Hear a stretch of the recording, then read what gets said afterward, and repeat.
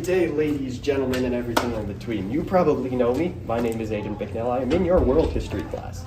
But what you do not know is that I am secretly Mr. Costello's grandfather. I've been held back in high school for 96 years. And now as we walk, I can start to show you some of the distances between when I was little, back in the roaring 20s, and now. The horrendous, yet somehow still completely spectacular, bodacious, and amazing 2020s. Ow! 2020s. Thank you. Back in my day, math was a completely different subject altogether. Nowadays, you're learning a quadratic formula, you're learning how to carry the x and divide by the y and multiply by the 2 and do the thingy with the z squared where you don't even know what you're doing. However, way back when, math was quite simply this number plus this number equals this number. If you didn't understand it, well, that sucks for you.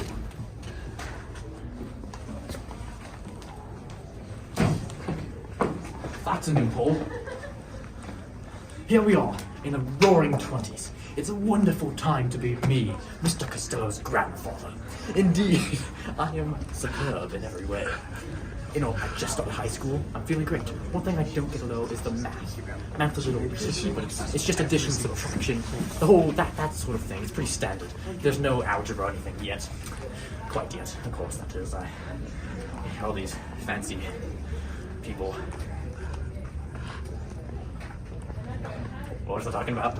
Nowadays, 2020, 2021, 2022, COVID is a really prominent issue in modern society. Watch where you're going. Whatever. Happens all the time. And way back in the 1920s, the roaring 20s, as me and my generation like to call them, the Spanish flu was prominent. Many diseases were prominent, and they didn't have proper Medicare to deal with them. Gold Rush might be my new favorite movie. Back in the 20s, which is to say now, these voodoo scientist fellas have been talking about some pandemic of a sickness of a kind of thing. I don't really believe it, though. And it's called the Spanish flu or something, which tracks, right? I mean, let's be real. This couldn't be possibly American, because we all know in the 1920s, America is gold. Yeah, back in the roaring 20s, alcohol was legal. Illegal, I tell you. Blasphemy. Nowadays, I can get drunk, I can get stoned, I can get high whenever the hell I want. And I'm a big fan of that, I'll tell you that much. Alcohol may be illegal now. That sure as hell don't stop me. Ow. What are you guys doing? I'm okay. Financially, I feel pretty freaking fantastic. You know, World War I, that was a bit rough. Lost a lot of economy, millions of dollars worth of that, and whatever. But right now, the stock market is in good hands. I have loaded up on every mutual fund I can think of, because those definitely exist right now. And you know what's better? I feel confident that I will stay rich forever. I am a proud American.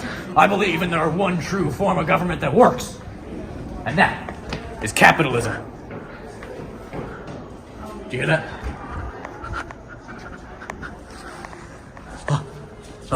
It's over here somewhere. I'm Stalin. On the toilet.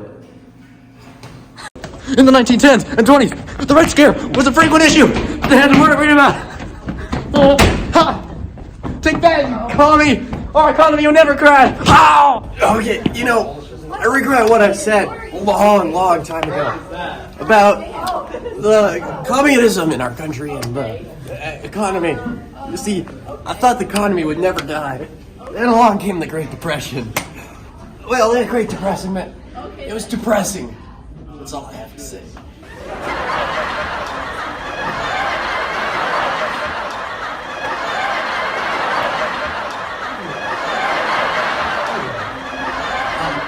Nowadays, just like the 1920s, 1% of the population owns 99%. All the moolah, all the dough on the planet. I'm proud to say that 1%, still me. Bruh. The 1920s were pretty slick. All my homies over there, they're about to get sick. Nowadays, this I can go on my little tick and swipe and scroll and all that random bob jibber jobber jobber. Bruh. I can text. I can make phone calls. Blimey, me, I don't know how that works. You know what? Way back when, 1920s, you know how we communicated? Pigeons. Not to mention, the first telecom was made in the 1920s, and bro, it was to die for. You'd have the little thingy, you'd pick one end up, you'd pick the other end up, you'd hold it like this, and you'd make random noises into it. And it was just entertaining. What about Jesus? Yeah, Jesus, religion. What about it? Religion, Some you know. people are religious, some people aren't. People do what they want. That's all I have to say about that. Christian Reformation.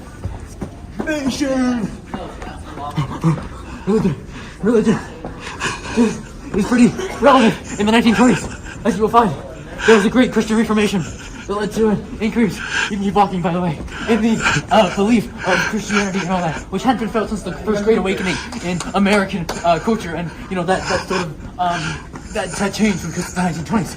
And I don't know about the 2020s, but this seems like this is going to stay this way forever. I'm getting kind of tired right now. Nowadays, there's a giant debate about immigration into the United States. Most people, well, not most people, a lot of people want to build a big ass wall, keep everyone out. I don't think that's the way to go. I think maybe we can just change a couple policies, make them roll off the tongue a little bit better, and our issues will be solved. But there's people out there who want America to just be America. At least it's not like the 20s. And the immigrants themselves. America!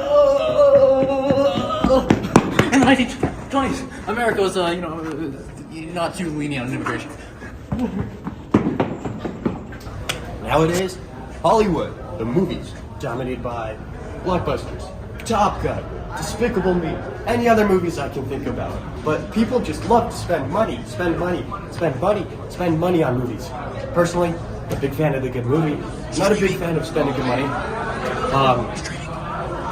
You can stream these movies, you can illegally pirate them, you can do all sorts of pizzazz and personal injury. Have a great time. Back in the 1920s, movies weren't quite the same. You either watched by pigeon or found a different way. But movies were being made at this time, so pigeon watching was becoming less and less of a... Well, see, the 1920s was a interesting period for movies. So beforehand, the art of cinema was about 30 years old at this point, right? So not many new tricks have been developed. There wasn't a lot of cinematography, any of that. Even like jump cuts were pretty rare and like well done. But it was an interesting time from that perspective. Sound. So all movies were silent until roughly 1924. I think it was 1924, with the first film being made in sound, which is called A Jazz Singer. Has a bit of blackface, but other than that, it's okay. I guess it's kind of boring, actually. It's a boring Broadway musical that isn't a good Broadway musical. But it's interesting from a historical perspective. And slowly, over the course of the 1920s, you had more and more built into sound, right? And using sound in movies. And that was revolutionary, obviously. We didn't have things like Dolby Atmos like we have now. We don't have Dolby theaters, we don't have IMAX theaters. It was based off of a film reel. You literally did it like this, and each film reel, depending on the millimeter length, if you do roughly, I forget the exact measurements, roughly 12 minutes. So in Charlie Chaplin's 1921 film, The Kid, which was his first full-length film, he actually had it was 50 minutes long, and it was on 5 reels. So you'd have to, someone would go in, turn the reel, right, and get that all spinning. And then 12 minutes into the movie, you take it out, you put it back in, start it again, right? So it was an interesting perspective. There were also other various performers. This was kind of the lead of the director, stuff like that. You got filmmakers like Charlie Chaplin, Harold Lloyd, Buster Keaton, all hugely innovating the industry. I mean, Buster Keaton, he's a wizard, basically. He did a bunch of insane stunts that no one had ever heard of. Even 90 years later, I struggled even being like, what? How did they do that? Stuff like that. So it's really an amazing piece of history if you look at it from that angle. You may ask, what do screws have to do with 1920? Well, to be honest, I don't have a damn clue. I've been around for the longest dang time and make it really hard for me to tear off this plastic sheet. What even is this doing here? I mean, it's not like I'm gonna walk into this corner and it's not like There's screws in the door jamb, or are these nails? These are nails. Why? I forget I said anything. There's screws holding the exit sign up. There's probably screws on the ceiling. There's screws everywhere. Screw this place, man. And you know what's popular right now? Broadway. I'm singing a song that's reminiscent of Broadway from the year 1920s. It's pretty cool. I'm singing a song. It's pretty cool. I can't curse, even though this is pre-Hays Code in movies, which censored stuff. So, for example, you couldn't have anything more sexual in movies than a kiss. Even then, you'd probably cut away. Freaking Hays Code, what am I saying? This is another example of culture being deculturalized. I'm gonna sleep now. Go. Nowadays, we use fancy little technology like this, and this to play our music. Our music is awesome.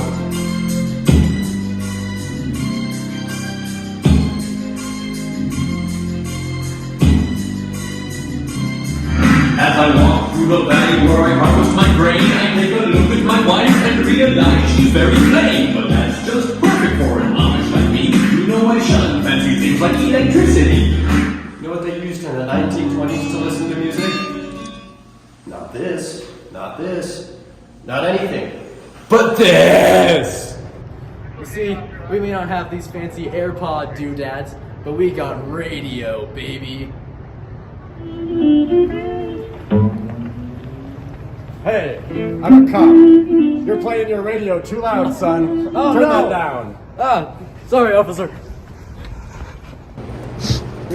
I got sick of this.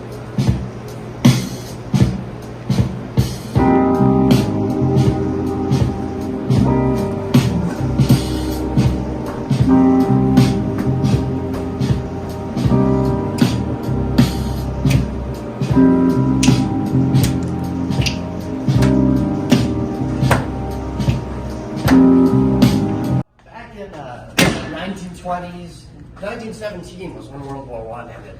Man, it brought a hell of a lot of changes. I mean, there was changes in the fashion industry, people's attitudes, immigration, you name it. Some of the biggest changes I care to mention was women's rights, racism, which was a little less prominent, but still fairly prominent, unfortunately, and corsets. There was this dude in World War I. He really stuck out to me. He convinced women to get rid of the corset, donate that metal to a shipyard. The metal, once it was used in a shipyard, coming from corsets alone, they made an entire boat of corsets. Fashion changed. Women no longer had to look like an hourglass. They could instead look like models. 1920s, a bunch of the suffering stopped with suffrage. 1911, the Manhattan Garment Fire Factory killed 146 workers. God, it was a long time ago. I don't have a good memory. And thus, exit sign was born. Fire codes changed. You name it. And nowadays, well, they haven't always been lit up, but they're everywhere. You've got fire alarms. You've got fire exit signs. More fire exits. My fellow Americans, it has come to my attention that we need more democracy, power. You know what? I need elections. I need votes. Democracy must be good. This is Jerry Wilson's. This is Woodrow Wilson's fourth or third, I think it's his fourth grandson. They've all had the same name, Harry Wilson. Woodrow Wilson was the 21st president of the United States, and without a doubt, he changed American history. And that is why you should vote for Henry Wilson for school president. Vote for me for school president and I'll put my enemies in the ground. My name is John Henry Adams Carroll. I am a dude, but my name is Carroll. I'm here interviewing. What's your name, sir? My name's Billy. Close enough. I want to know your opinions on Woodrow Wilson, the current president of the United States of America, because it is 1921. Proceed when you are ready. 1921 now. Oh my God, where's the time gone? Anyway, Woodrow Wilson was an interesting fellow. You know, was he a great guy? No. But you know, he had an impact on America forever, right? Obviously. I mean, you had the Treaty of Versailles, which was after World War I, the treaty where, you know, all the nations came together and were like, you know, decided to beat up on Germany. And that, you know, led to World War II, which happens in 20 years.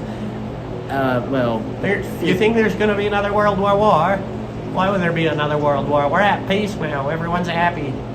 I've said too much. I don't feel a pulse. He must be dead. It's amazing how far medical advancements have come. CPR, literally a lifesaver. Hundreds and 120 repetitions per minute. It's how you bring people back to life.